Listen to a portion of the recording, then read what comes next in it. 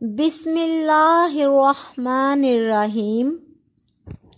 گرمیوں کی ایک سپہر کا ذکر ہے۔ بی بی حنا اپنے گھر کے صحن میں درختوں کے نیچے آرام کر رہی تھیں کہ اچانک ان کی نظر درخت کی ایک ٹہنی پر پڑی جہاں ایک چڑیا اپنے معصوم بچے کو دانہ کھلانے میں مصروف تھی۔ بچے سے ماں کی بے لوث محبت کے اس منظر نے حنا کی ماں بننے کی خواہش کو دوبارہ جگا دیا۔ بے اختیار رب ذوالجلال کی بارگاہ میں ہاتھ بلند کر دیے اور عاجزی و انکساری کے ساتھ دعا گو ہوئیں، اے پروردگار اسی طرح مجھے بھی اولاد عطا فرما۔ اللہ تعالیٰ نے اپنی نیک بندی کی دعا قبول فرمائی اور بی بی حنا کا حمل ٹھہر گیا۔ اس خوشخبری کے بعد انہوں نے اللہ تعالیٰ سے منت مان لی، جس کا ذکر قرآن کریم میں اللہ تعالیٰ نے یوں فرمایا۔ ترجمہ: جب عمران کی بیوی نے کہا، اے میرے رب، جو کچھ میرے پیٹ میں ہے سب سے آزاد کر کے میں نے تیری نذر کیا، سو تو مجھ سے قبول فرما، بے شک تو ہی سننے والا جاننے والا ہے۔ اور جب بچی پیدا ہوئی تو کہنے لگی کہ اے میرے رب، میں نے تو وہ لڑکی جنی ہے اور جو کچھ اس نے جنا ہے اللہ اسے خوب جانتا ہے، اور بیٹا بیٹی کی طرح نہیں ہوتا، اور میں نے اس کا نام مریم رکھا، اور میں اسے اور اس کی اولاد کو شیطان مردود سے بچا کر تیری پناہ میں دیتی ہوں۔ لڑکی پیدا ہونے پر بی بی حنا کو یہ احساس ضرور ہوا کہ میں نے جو منت مانی تھی وہ تو پوری نہ ہو سکے گی، اس لیے کہ ایک لڑکی کس طرح بیت المقدس کی خدمت کر سکے گی، لیکن اللہ تعالیٰ نے ان کے اس افسوس کو یہ کہہ کر بدل دیا کہ ہم نے تیری لڑکی ہی کو قبول کیا ہے اور اس کی وجہ سے تمہارا خاندان بھی معزز اور مبارک قرار پایا۔ حضرت حنا نے بیٹی کا نام مریم رکھا۔ سریانی زبان میں اس کے معنی خادم کے ہیں۔ چونکہ یہ مسجد کے لیے وقف کر دی گئی تھی اس لیے یہ نام موزوں سمجھا گیا۔ ابن اسحاق رحمۃ اللہ کہتے ہیں کہ حنا ابھی حاملہ ہی تھی کہ ان کے شوہر عمران کا انتقال ہو گیا۔ حضرت موسیٰ علیہ السلام کے والد کا نام بھی عمران تھا اور حضرت مریم علیہ السلام کے والد کا بھی۔ والدہ حنا وصیت کے مطابق حضرت مریم علیہ السلام کو لے کر بیت المقدس پہنچ گئیں۔ یہ وہی مقدس جگہ ہے جہاں کے سب سے بڑے امام مریم علیہ السلام کے والد عمران تھے، لیکن ان کا انتقال ہو چکا تھا، گو کہ اس وقت مسجد کے مکمل انتظامات حضرت زکریا علیہ السلام کے پاس تھے، لیکن سب سے بڑے امام کی بیٹی ہونے کے ناطے اماموں میں سے ہر ایک کی خواہش یہ تھی کہ اس مقدس امانت کا کفیل اسے بنایا جائے، لیکن حقیقت یہ تھی کہ اس امانت کی پرورش و تربیت کا اہل حضرت زکریا علیہ السلام سے زیادہ کسی کو نہ تھا۔ وہ مریم علیہ السلام کی خالہ عیسیٰ کے شوہر بھی تھے، بیت المقدس کے معزز امام اور اللہ کے نبی علیہ السلام بھی تھے، اس لیے سب سے پہلے انہوں نے نام پیش کیا، مگر جب سب اماموں نے اس خواہش کا اظہار کیا تو باہمی کشمکش کے اندیشے کے پیش نظر آپس میں یہ طے پایا کہ قرعہ اندازی کے ذریعے فیصلہ کر لیا جائے۔ بنی اسرائیل کی روایت کے مطابق 3 مرتبہ قرعہ اندازی کی گئی، لیکن ہر مرتبہ حضرت زکریا علیہ السلام کا نام نکلا۔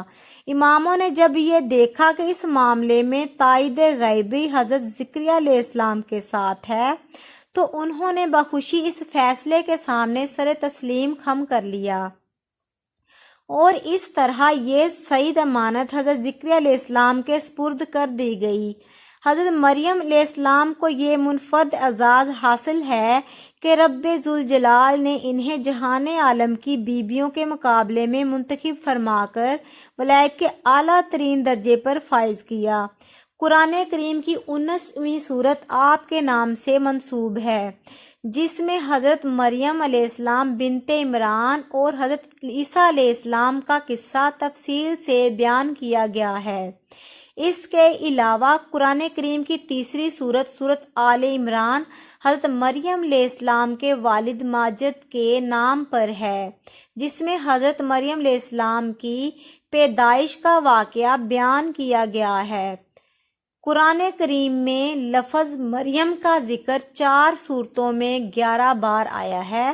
سورہ آل عمران آیت 43، 42، 36، 37، 44، 45 میں 6 مرتبہ، سورۃ النساء کی آیت 16 اور 27 میں 2 مرتبہ، سورۃ مریم کی آیت 16 اور 27 میں 2 مرتبہ اور سورہ تحریم کی آیت 12 میں 1 بار، یعنی باقاعدہ نام کے ساتھ کل 11 مرتبہ ذکر آیا ہے، جبکہ ابن مریم کے طور پر 23 مرتبہ ذکر آیا ہے۔ سورہ مریم میں 10 مرتبہ، سورہ توبہ، سورہ المومنون، سورۃ الاحزاب، سورۃ الزخرف، سورۃ الحدید، سورۃ المومنون میں 1 مرتبہ اور سورۃ الصف میں 2 مرتبہ فضائل و مناقب حضرت مریم بنت عمران علیہ السلام اللہ تعالیٰ کی برگزیدہ ہستی تھی۔ انبیاء علیہ السلام کے خاندان سے تعلق تھا۔ حضرت داؤد علیہ السلام کی اولاد سے تھیں۔ آپ کے والد حضرت عمران کا شمار بنی اسرائیل کے بڑے عابد و زاہد افراد میں ہوتا تھا۔ مفسرین و ائمہ کرام نے آپ کو بہت سے ناموں سے یاد کیا ہے، جن میں سے چند یہ ہیں: مادر عیسیٰ علیہ السلام، صائمہ، راکبہ، ساجدہ، صدیقہ، طاہرہ، پاک بی بی وغیرہ۔ آپ ہر وقت ہر لمحہ عبادت الہی میں مصروف رہتی تھی۔ حضور صلی اللہ علیہ وآلہ وسلم نے حضرت مریم علیہ السلام کو اپنے زمانے کی سب سے بہترین خاتون قرار دیا۔ ایک اور حدیث میں حضرت مریم علیہ السلام کو دنیا کی 4 بہترین خواتین میں سے ایک قرار دیا۔ صحیح بخاری کی احادیث میں ذکر ہے، حضرت مریم علیہ السلام کے فضائل و مناقب کی تائید خود قرآن کریم نے بھی فرمائی ہے۔ اور جب فرشتوں نے کہا، اے مریم علیہ السلام، اللہ تعالیٰ نے تمہیں برگزیدہ کر لیا اور تمہیں پاک کر دیا اور سارے جہانوں کی عورتوں میں سے تمہارا انتخاب کر لیا۔ حضرت زکریا علیہ السلام نے معصوم مریم علیہ السلام کو گود میں لیا، اپنے گھر میں داخل ہوئے اور بچی کو اپنی اہلیہ عائشہ کی گود میں دے دیا۔ خالہ نے نہایت ناز و نام کے ساتھ بچی کی پرورش کی اور اس کے تمام فرائض سر انجام دیے۔ بعض روایات کے مطابق ایک حنا کو خادمہ رکھ کر دودھ پلایا، اور بعض روایت میں ہے کہ حضرت مریم علیہ السلام کو دودھ پینے کی حاجت ہی نہ ہوئی۔ حضرت مریم علیہ السلام جب کچھ سمجھدار ہوئیں تو حضرت زکریا علیہ السلام نے بحکم خداوندی انہیں مسجد سے متصل ایک عمدہ مکان میں رکھا۔ حضرت زکریا علیہ السلام جب کبھی کہیں باہر جاتے تو اس دروازے کو قفل لگا کر جاتے، پھر آ کر کھولتے، اور جب حضرت مریم علیہ السلام کے پاس جاتے تو کھانے پینے کی عمدہ چیزیں اور بغیر موسم کے تازہ ترین پھل دیکھ کر حیران رہ جاتے اور پوچھتے، اے مریم علیہ السلام، یہ لوازمات تمہارے پاس کہاں سے آتے ہیں؟ جواب دیتی، میرا اللہ میرے لیے بھیجتا ہے، بے شک وہ جسے چاہتا ہے بے حساب رزق دیتا ہے۔ اس واقعہ کا ذکر سورۃ آل عمران کی آیت 37 میں ہے۔ اس موقع پر حضرت زکریا علیہ السلام نے بھی اپنے لیے اولاد کی دعا فرمائی۔ حالانکہ حضرت زکریا علیہ السلام اور ان کی اہلیہ ضعیف العمر تھے، لیکن انہیں قدرت الہی پر کامل یقین تھا، چنانچہ اللہ تعالیٰ نے انہیں یحییٰ علیہ السلام کی صورت بیٹا عطا فرمایا اور انہیں بھی نبوت سے سرفراز کیا۔ ایک روز بی بی مریم علیہ السلام گھر کے اندر مشرقی جانب ایک گوشے میں تشریف لے گئیں۔ ان کا مشرقی گوشے میں جانا کسی غرض کے لیے تھا۔ اس میں مختلف احتمالات اور اقوال ہیں۔ بعض نے کہا کہ وہ غسل کے لیے اس گوشے میں گئی تھیں، جبکہ بعض کے مطابق انہوں نے حسب عادت عبادت الہی میں مشغول ہونے کے لیے محراب کی مشرقی جانب کے کسی گوشے کو اختیار کیا تھا۔ اللہ تعالیٰ کے حکم سے حضرت جبرائیل علیہ السلام نوجوان خوبصورت مرد کی شکل میں ان کے پاس پہنچے۔ جیسا کہ فرشتوں کی عادت ہے کہ عموماً خوشنما صورتوں میں حاضر ہوتے ہیں، حضرت مریم علیہ السلام گوشہ تنہائی میں اچانک ایک مرد کے سامنے آ جانے سے قدرتی طور پر خوف زدہ ہو گئیں اور اپنی حفاظت کی فکر کرنے لگیں۔ مگر پھر فرشتے کے چہرے پر تقویٰ و طہارت کے انوار کھلتے دیکھ کر صرف یہی کہنا کافی سمجھا کہ میں تیری طرف سے رحمان کی پناہ میں آتی ہوں۔ اگر تیرے دل میں خدا کا ذرا سا بھی ڈر ہوگا تو میرے پاس سے چلا جائے گا اور مجھ سے کوئی تعرض نہ کرے گا۔ حضرت جبرائیل علیہ السلام نے جواب دیا، اے مریم علیہ السلام، آپ گھبرائیں مت۔ میری نسبت کوئی خیال آپ کے دل میں آیا ہے تو نکال دیں۔ میں آپ علیہ السلام کے رب کا بھیجا ہوا فرشتہ ہوں اور اس لیے حاضر ہوا ہوں کہ خالق کائنات کی طرف سے آپ کو ایک پاکیزہ اور مبارک و مسعود بیٹے کی بشارت دوں۔ مریم علیہ السلام کے دل میں اللہ نے یہ یقین تو ڈال دیا کہ بے شک یہ فرشتہ ہی ہے، مگر انہیں تعجب ہوا کہ جس عورت کا شوہر ہی نہیں، جس کی ابھی شادی ہی نہیں ہوئی، تو پھر اس سے پاکیزہ اولاد کیوں کر مل پائے گی۔ بیٹے کی بشارت کے بعد حضرت جبرائیل علیہ السلام نے پھونک ماری اور وہاں سے چل دیے۔ کچھ ہی روز بعد حضرت مریم علیہ السلام کو بچے کی پیدائش کے آثار محسوس ہونے لگے۔ جیسے جیسے بچے کی پیدائش کے دن قریب آتے جا رہے تھے، آپ کی پریشانی میں اضافہ ہوتا چلا جا رہا تھا۔ جب پیدائش کا وقت قریب آیا تو لوگوں کے خوف سے بیت المقدس سے تقریباً 8 میل دور جنگل کی جانب ایک پہاڑی کوہ صراط کی جانب چلی گئیں۔ شاید یہ وہی جگہ ہے جسے بیت الحم کہتے ہیں۔ اسی دوران درد ذاہ کی تکلیف شروع ہو گئی تو قریب ہی واقع ایک کھجور کی جڑ کا سہارا لیا۔ ایک طرف شدید درد، تکلیف، تنہائی و بے کسی، سامان ضرورت کا فقدان، اور پھر سب سے بڑھ کر یہ کہ ایک پاک باغزیفہ کو آئندہ بدنامی اور رسوائی کا تصور سخت بے چین کیے ہوئے تھا، حتیٰ کہ اس کرب و اضطراب کے غلبے میں زبان سے نکلا ترجمہ، اے کاش میں اس وقت کے آنے سے پہلے ہی مر چکی ہوتی کہ دنیا میں میرا نام و نشان نہ رہتا اور کسی کو بھولے سے بھی یاد نہ آتی۔ وہ مقام جہاں حضرت مریم علیہ السلام کھجور کے درخت کے نیچے تشریف رکھتی تھی قدرے بلند تھا۔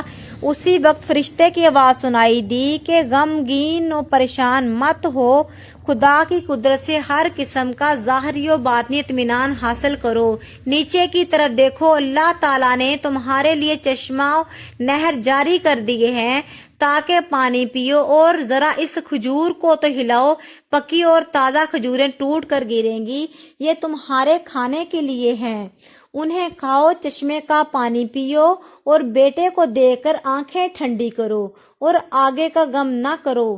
اللہ تعالیٰ سب مشکلات دور کرنے والا ہے۔ اگر کوئی سوال کرے تو اشارے سے کہہ دینا کہ میں روزے میں ہوں، مزید گفتگو نہیں کر سکتی۔ ان کے دین میں نہ بولنے کا روزہ رکھنا بھی جائز تھا۔ حضرت جبرائیل علیہ السلام کے اس پیغام سے حضرت مریم علیہ السلام کو اطمینان ہو گیا کہ میرا رب مجھے ضرور بدنامی اور رسوائی سے بچا لے گا۔ حضرت ابن عباس رضی اللہ بیان کرتے ہیں کہ ولادت کے 40 روز بعد جب طہارت ہو چکی تو بچے کو اٹھا کر اپنی قوم کے لوگوں کے پاس آئیں۔ لوگ نومولود بچے کو دیکھ کر تعجب میں آ گئے اور بدگمان ہو کر بولے، اے مریم، یہ تو تو نے بہت برا کام کیا۔